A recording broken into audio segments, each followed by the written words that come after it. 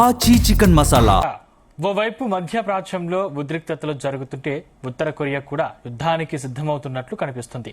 ఇవాళ ఉత్తర కొరియా తూర్పు తీరం నుంచి సముద్రం వైపు క్షిపణులు ప్రయోగించింది. ఉత్తర కొరియా 10 బాలిస్టిక్ క్షిపణుల్ని ప్రయోగించాయని దక్షిణ కొరియా సైన్యం, జపాన్ ప్రభుత్వం ధృవీకరించాయి. దీనికి ముందు జనవరి 27న ఉత్తర కొరియా తూర్పు సముద్రం వైపు అనేక స్వల్ప శ్రేణి బాలిస్టిక్ క్షిపణులను ప్రయోగించింది.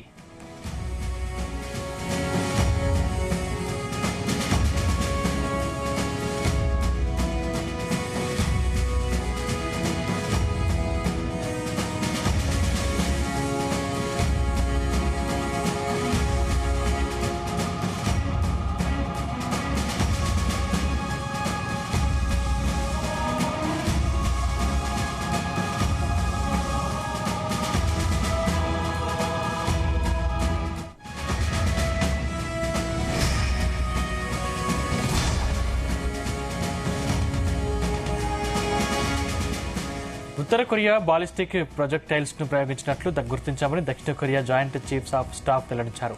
జపాన్ ప్రభుత్వం కూడా పరిస్థితిని నిశితంగా గమనిస్తున్నట్లు ప్రకటించింది. ఇది బాలిస్టిక్ క్షిపణి ప్రయోగాలు కావచ్చని తెలిపింది.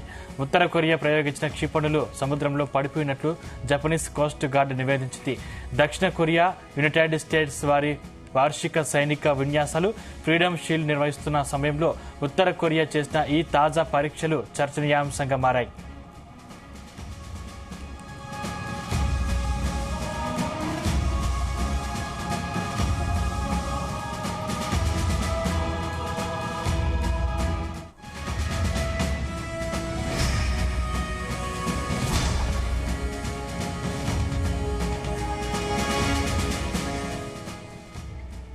ఇరాన్ కొత్త సుప్రీం లీడర్ మొజ్తబా ఖమేనీ ఎన్నికను ఉత్తర కొరియా స్వాగతించింది. అదే సమయంలో పశ్చిమాసియా దేశంపై చట్ట విరుద్దమైన దాడులకు ఇజ్రాయెల్ బద్ద శత్రు అమెరికాను విమర్శించింది.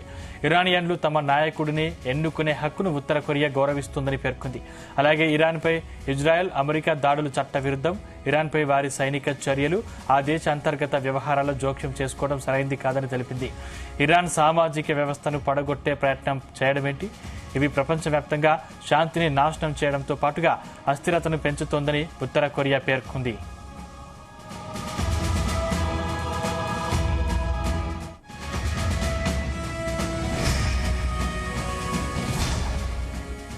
గత 15 రోజులుగా మిడిల్ ఈస్ట్ అట్టుడుకుతుంది. ఇరాన్పై అమెరికా, ఇజ్రాయెల్ దాడులు చేస్తున్నాయి.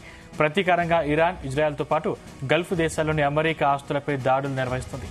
అదే కాకుండా గల్ఫ్లోని UAE, Saudi Arabia, Kuwait, Bahrain, ఖతార్లోని ఆయిల్, గ్యాస్ సంస్థలపై దాడులు చేస్తోంది.